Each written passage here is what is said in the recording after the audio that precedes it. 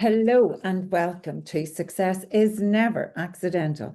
I'm Lynn Payton and I'm passionate about helping organizations to get better results and for people to feel more fulfilled. And on this show, I get to interview some highly successful people so that you can understand their formula for success and see that there are certain patterns. But nothing changes without action. So at the end of every episode, there's a challenge for you to decide to act. In other words, to do something differently. My guest today is someone whose track record in business innovation and growth speaks for itself. Craig T. Ingram is a trusted advisor to VC finance startups and SMEs with a remarkable history of guiding organizations in medtech, health tech, digital health, biopharma, and more recently, AI. He has successfully led 3 business exits and is known for helping companies eradicate ineffective strategies and achieve uncommon levels of customer adoption. Craig is also a keynote speaker and a passionate advocate for smarter, evidence-based leadership in the fast-moving world of health and technology.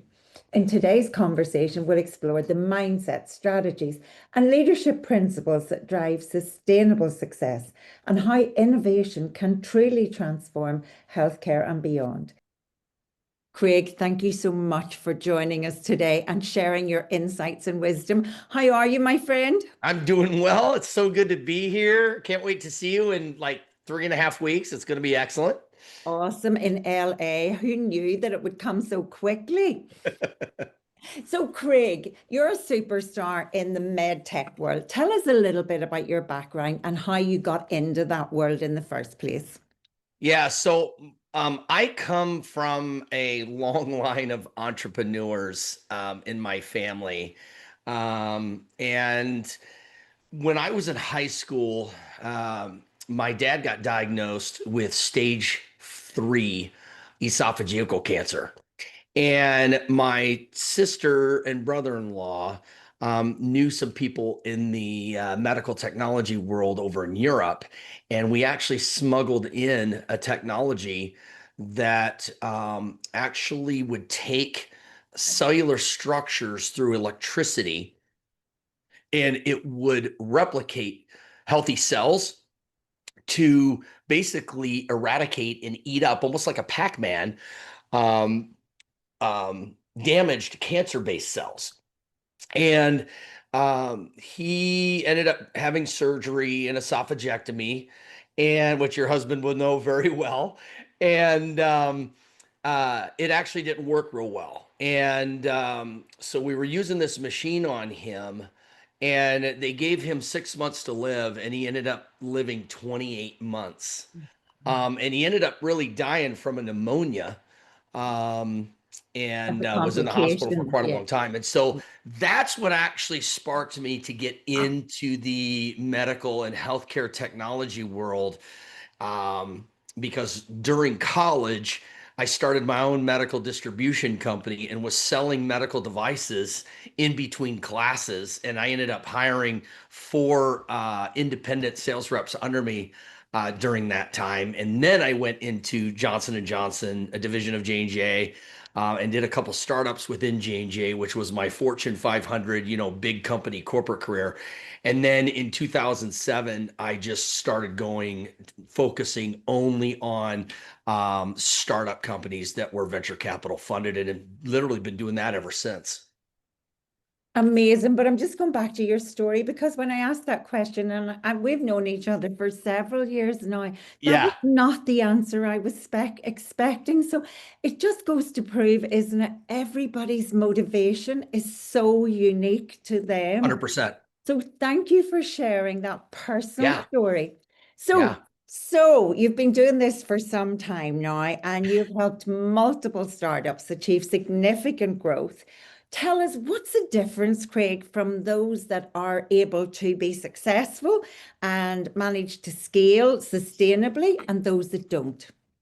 Yeah, I mean, to boil it all down, it really comes down to mindset and action together. The companies that don't do very well are the companies, in my opinion, that do not create the awareness, the attraction that leads to high levels of customer adoption. And with high levels of customer adoption, when they have a wow experience and the product's working for them, that automatically goes into high levels of retention. And so that's really what I try and teach companies is those four focus areas. The data, we know the data that has been shared from Adam and other people, whether it be in the private equity world or the investment banking world. 72 to 77% of companies with 500 or less employees in them um, shut their doors within their 8th to 10th birthday or anniversary, company anniversary. Up to 55% of companies shut their doors within the first 60 months, once they do their product launch. And it's all because of low customer adoption of the products and services they sell, right? Or offer to their target market. So it's not just about marketing. It's not just about selling. It's about the company doing uncommon, unconventional strategies and tactics to create high levels of company and product or service awareness. So there's got to be, if they use public relations in an uncommon and unconventional way, it will create high levels of company and product or service awareness. So give If us some they examples. Yeah. So right now I'm working with a company who's one of my clients, and they have a laparoscopic technology. And there's other products out there that kind of do the similar thing. And I told them, I said, here's what you need to do. Do some press releases about the company. Do some press releases about the product. But before you end up doing that, I want you to do some press releases about the problem that you guys are solving without talking about your company or product. And they're like, well, why would I do that? Because it elevates the problem, right? People know it, but they don't know it because it's not top of mind. So by creating and using public relations in an uncommon or unconventional way, you cut through the noise, you get to your targeted market ideal, prospect, and that prospect then becomes aware of the problem. Well, once they become aware of the problem, then you want to do another press release that talks about the options available that solve that problem, but you want to highlight your product or service so that people that are in the potential market or in your targeted market go, I want to learn more about that. And psychologically, if they say, I want to learn more about that, you have a very, very high chance of turning that prospect into a paying customer. If that paying customer has a wow experience, you have an extremely high probability of turning that paying customer into a long-term client, and that's your retention. So really, companies need to focus, especially startup companies, because they're not on the group purchasing organization contracts. They're not in the hospitals already. This is new technology, and because you don't have that logo that is on every contract of a hospital or surgery center or thing, which is my niche in the healthcare world, um, you've got to cut through that noise. And when you use PR in an uncommon way, you can actually hit those four strategic imperatives that most chief commercial officers or chief revenue officers don't really do very well, to be quite honest with you, when you look at the actions and outcomes. And this isn't just applicable to the health of the medtech sector, Craig. This Not is at all. good. This is good information for any kind of business, isn't it? 100%. First, increase awareness that there is an issue or a problem. Then let them know more about the options that are available, highlighting why your option is particularly successful. Then wow them. And then what happens when you get those customers? Because you said retention is really, really important. What are some of the things you've learned that are really essential to keeping your customers? Because the marketplace is so big now. I mean, people can get the same product very often, pretty much anywhere. How do you help your clients keep their customers? What I do is I find out what they're doing, right? So if the company has already launched their product or service, what I do is I look at all 10 components of their commercialization, right? And so I look for deficiencies or gaps in all 10 components of their commercialization and find out what are they doing to not only acquire a customer, but what are they doing to retain that customer? And it really comes down to how fast are you um, responding to inquiries of either frustration or annoyance with the product or service? Mhm. How are you solving those annoyances and frustrations? So not only the speed, but how are you doing it, right? Are you just giving them the bare minimum to get by so that, they may stay on a little bit longer? Or are you taking the time and following up even after you solve that problem, right? To make sure that that problem is either not happening again, or if it is, you're already on top of it. So that's the key. It doesn't matter if you're selling cement. It doesn't matter if you're selling software or if you're selling medical devices, or if you're selling accounting services. At the end of the day, that is how you have to retain people, because it's the speed, it's what you do, it's how you do it, and it's how you follow up. Talk to me about customer service, Craig, because my pet hate is that when you go on nowadays, everybody refers you back to their website and nobody wants to talk to you anymore. Or if they do, even in a small company, you call them and you get five options: option one for sales, option two to Right. pay a bill. So, how do you help your clients really, really nurture their customers and really provide excellent customer service? I tell them nothing replaces human interaction. Mm. Nothing. And I gotta be honest with you, I love AI. I'm a chapter president for the Global AI Council, and I'm a big fan of AI, but I'm not a fan of AI replacing people when it comes to answering questions or making it think that you're talking to a human when you're really not. That just happened to me the other day. Mhm. And I literally hung up on the AI person, quote unquote, because I'm like, I'm not going to sit and talk to somebody who's not real. And I'll go find another company. Even if I have to pay more, I'll go find a company where if I have a problem, I could talk to a human being. Right. And so many, the vast majority of companies, whether you're a Fortune 30 company or you're, a company that's just getting started, if you will dedicate having a human being solve issues, people will pay more. And I so I agree. tell them nothing replaces a live human being. Yeah, but that's going to cost us so much more. Right. Well, what's the cost of you losing business? Mhm. Totally, totally. I Right. love that. I love that. But you're working in a world where the resistance is huge. The health Oh, sector is very heavily regulated. Culturally, they're just resistant to change. So, they how are. do you help innovators actually communicate effectively with that community? Well, this has been the $25,000 question, right? That I always have with these companies is they think that they get a bunch of VC money and they're just going to go out and hire a bunch of salespeople. 9 out of 10 companies do.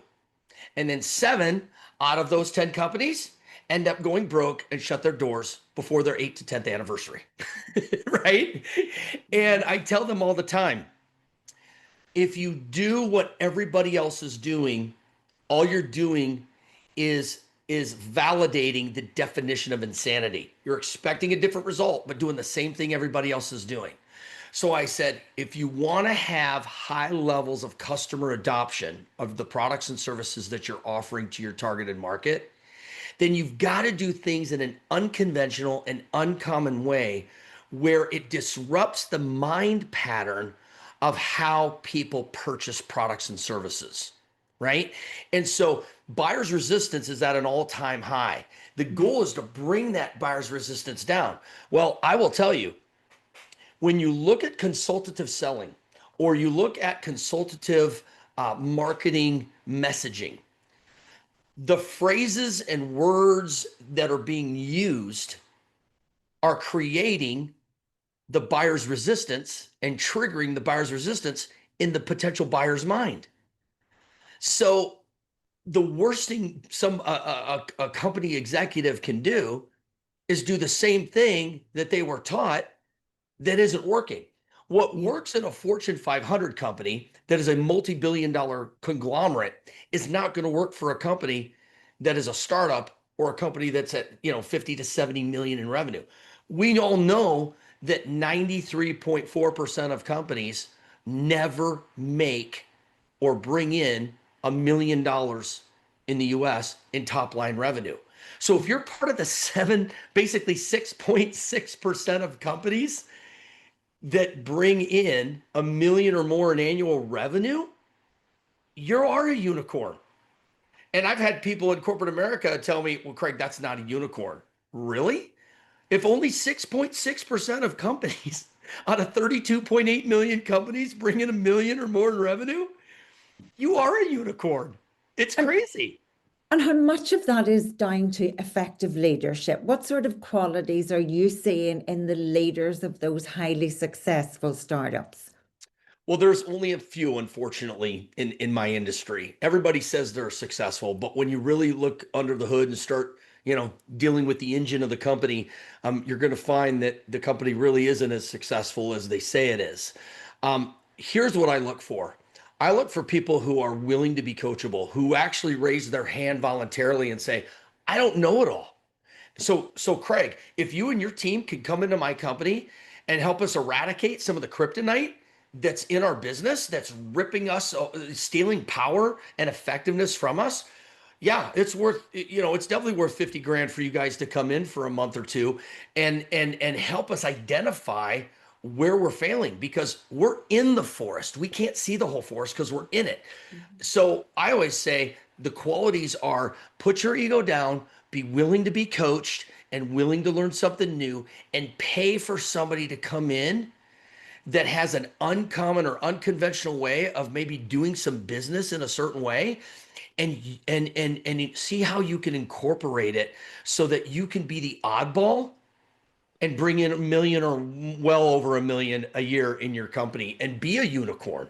It's interesting you say that because in the companies that I work with, and that's generally coaching senior leaders in the social Hmm. care and mental health sector, Sure. I always say you need to bring me in because I give you an objective view of what is going on. But when I listen to you, because of all my training in the Tony Robbins world and Success Resources America and with JT Fox, Yeah. actually, I am also bringing in that unconventional and different kind of approach.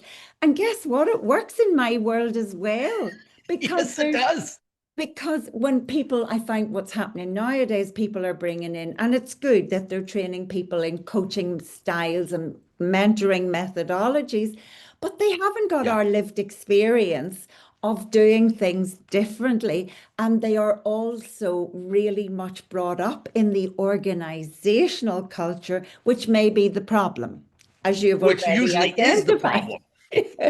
Absolutely, absolutely. So that's actually very, very interesting. Now, you talked about AI a minute ago, and you've been in that space for a very long time as well. What do you see as the biggest opportunities for businesses?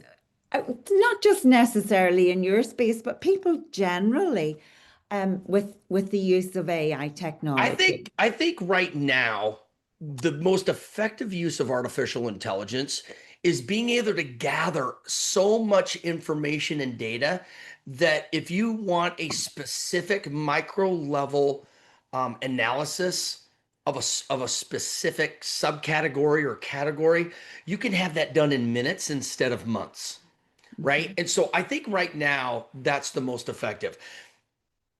It's being used in so many different ways right now because we're trying to test to see what works, what doesn't work, what is well received, what is not well received.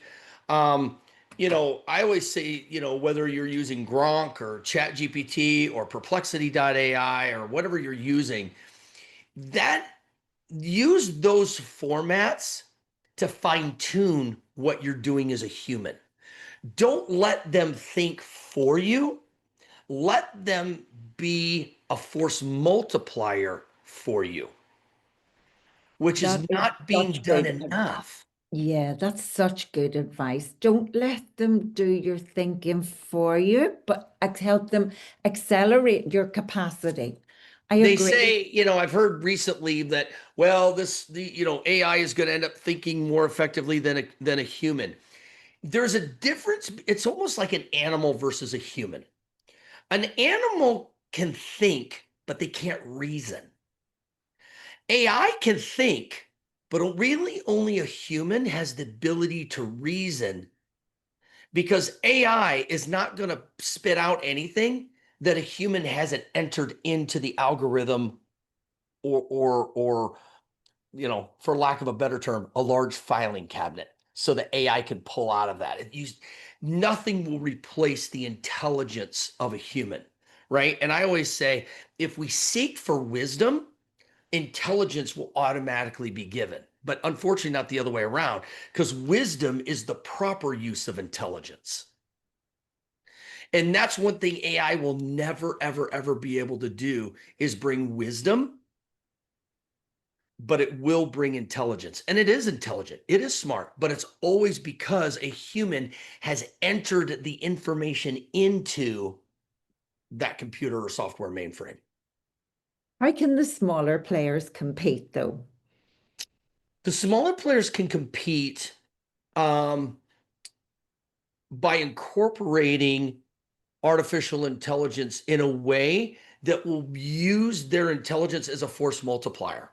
So if it's a customer service thing, I don't have a problem doing one for this, two for that. But then after that, get it to a human being that specializes in that specific thing, right? Whatever that thing is.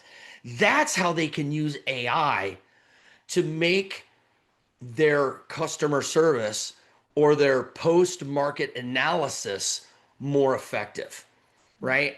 I use the word effectiveness probably too much. But what I find is that not enough people in not enough companies are truly effective in what they're doing. There's portions that are effective, but the overall is not effective. And so I tell companies all the time, if you want to have a highly effective company, in order to be highly effective, you have to do things on a small scale that are highly effective, because the revenue and the profitability and the operations will take care of themselves to a point if what you're doing on a small tactical level, decision making process level, enacting that, the effectiveness will come. The problem is that people have egos and they don't want to be told they're wrong. And I'm getting ready to do a post on LinkedIn here in a couple hours, and I was just typing it up before we got on this, and it talked about um, effective hiring, and what I'm going to talk about is, when you're asking the same old questions, you're going to get the same old responses. You Mhm. don't need 4 and 5 and 6 rounds of interviews, because if you're good at what you do and you're really good at business, you're going to know within the second interview if this person can do the job or not, right? And maybe the third interview is more of a culture type fit. Well, guess what? If you or I are interviewing somebody and they may know more than us or be more effective than us, guess what? In theory, everybody says, well, we should hire those people. But in fact, those people rarely ever get hired, because if they're highly effective critical thinkers, then they're going to push back. They're going to be hard to manage. They're going to question the effectiveness of decision-making process. And people in leadership positions above them, if they are fragile human beings mentally and have a high ego, they're not going to bring those people in. Well, you're not going to build business empires if your ego and you're too fragile to let somebody else know more than you or be more effective at you at something. I know I That's opened a a can of worms whole there. that's a whole other podcast. We could take that one and start over on another day. And I totally agree with you. But let's just go back to Craig Ingram and talk a little bit about how successful you've been. And I'm curious about what are some of the driving principles, personal principles that have been so important to you? Um, I'm never satisfied, which is good and bad, right? It's got two sides of coins on that. I'm never satisfied with doing well. If I can do something more effectively, probably to a fault, I'm really hard on myself. Um, so I got to be careful of that. And that's why I need coaching, because I can be like, wow, man, I could have done this way more effectively, and I should have done it this way, and I should. And I've had people go, dude, time out, right? And I think that can mess with your mental, health as well, where you're just never satisfied. But I think from a healthiness standpoint in business, I think never being satisfied, always wanting to be more effective. Number one.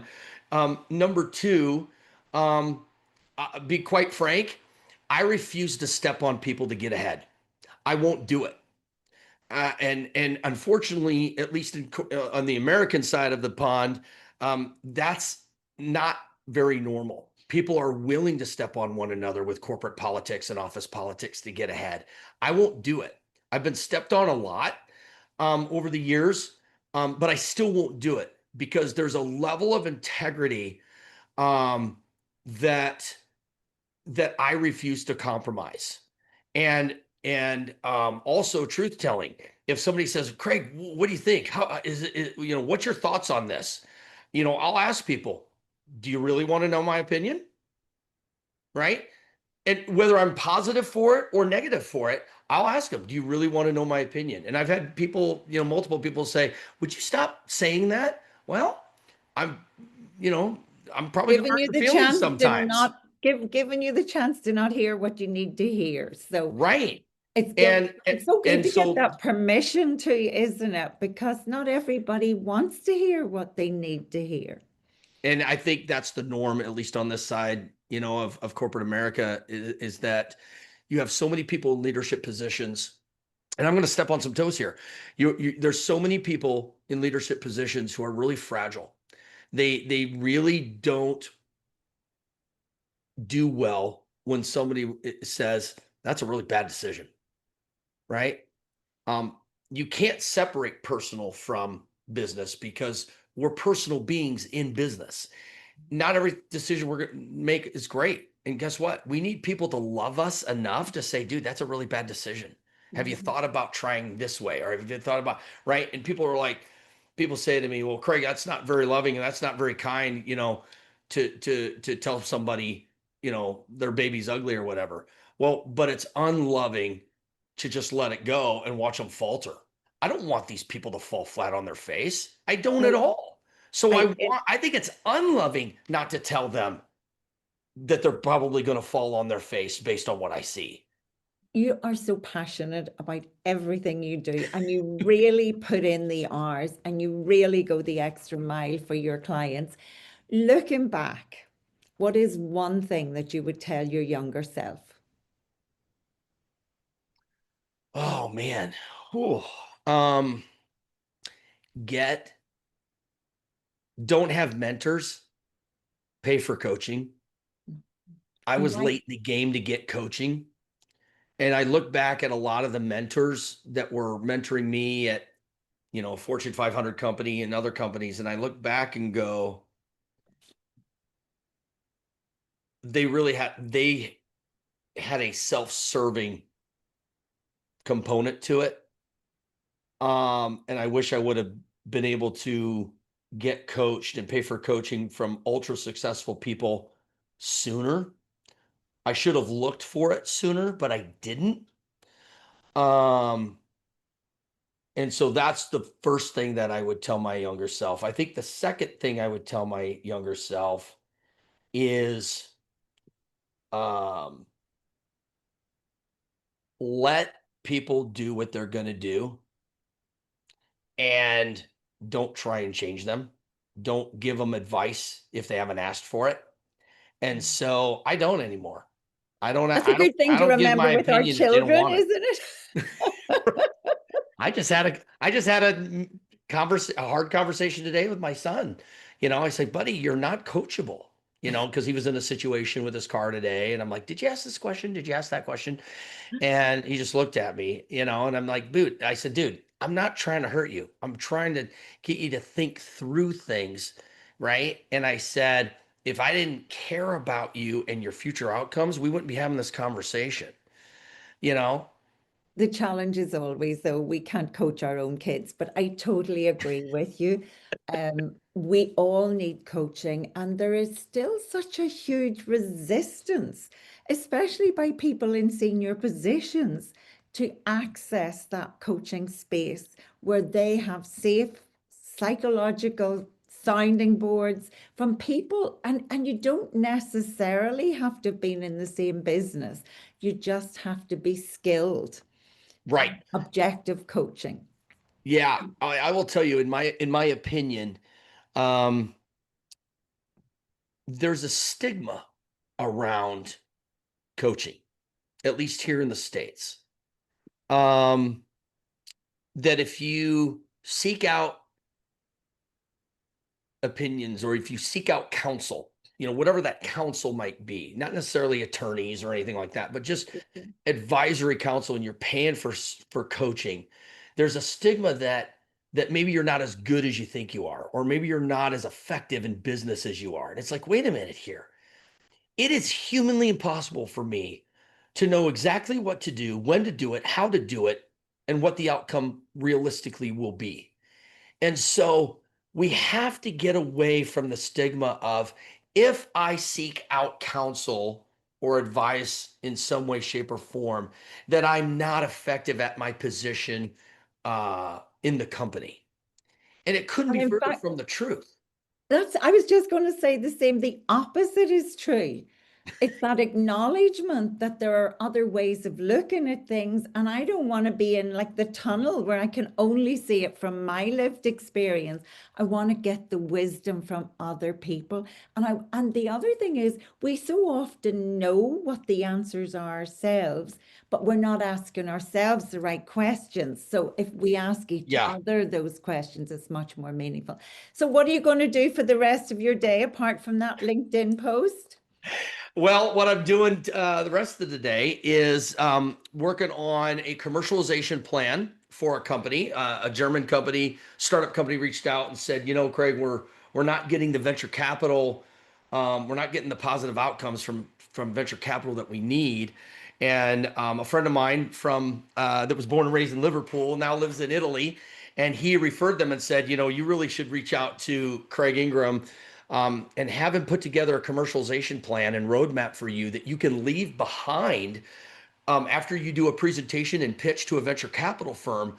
Why don't you leave a 30 to 50 page commercial strategy plan and roadmap so that venture capital firm knows how you're going to get customers, the way you're going to try to get customers, how you're going to implement it, that commercial strategy from a macro level all the way down to a micro level. And the CEO was like, "Oh my gosh, I've never even thought of that." So this company's, spent $19,500 for me to put together a commercialization plan for Wow. them. Right now, I'm at 47 pages. I think I got about 3 to 4 more pages left before it's done.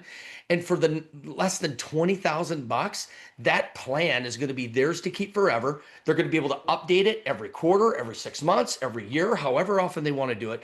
But they're going to be able to use that unconventional, uncommon strategy and tactical plan that will probably generate them realistically.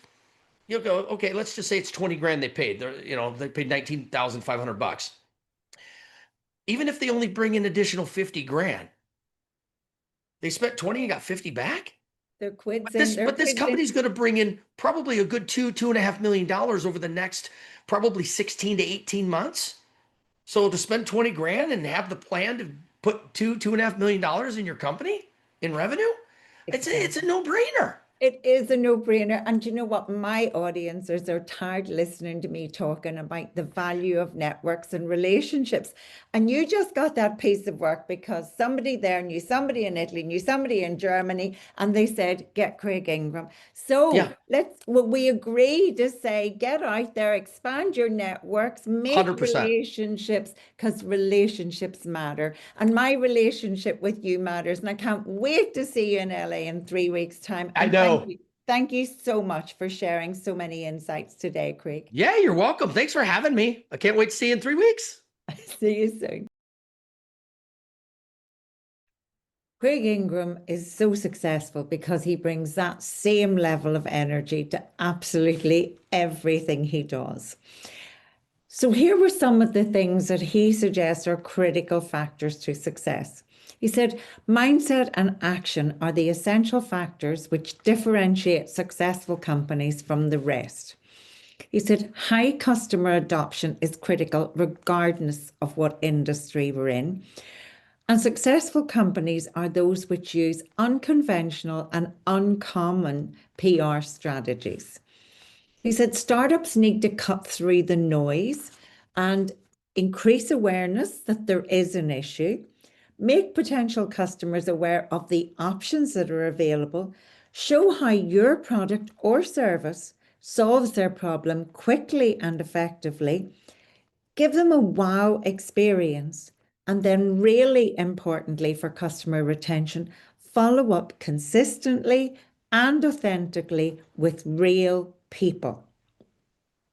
And I loved what he said, that nothing replaces human interaction, and we cannot afford not to have real people in our customer service departments. Leaders in highly successful startups are those who are coachable, recognize that they need help, and those who are willing to try uncommon and unconventional strategies. Then we moved on to talk about AI. And Craig said, AI is so useful because it helps us to gather incredible amounts of information and data really, really quickly. And we should all be using it for that purpose. But we cannot let it think for us. And here's the one thing I'm going to put on a post-it on my computer. Wisdom and intelligence are different, and wisdom is the proper use of intelligence.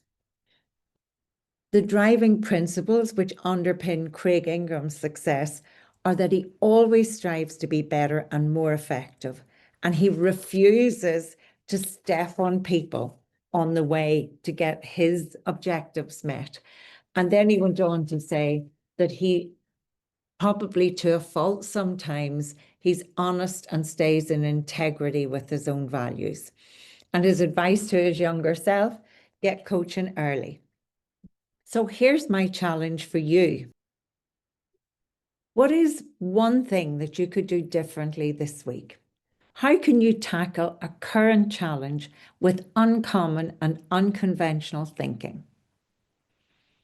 And remember, success is never accidental.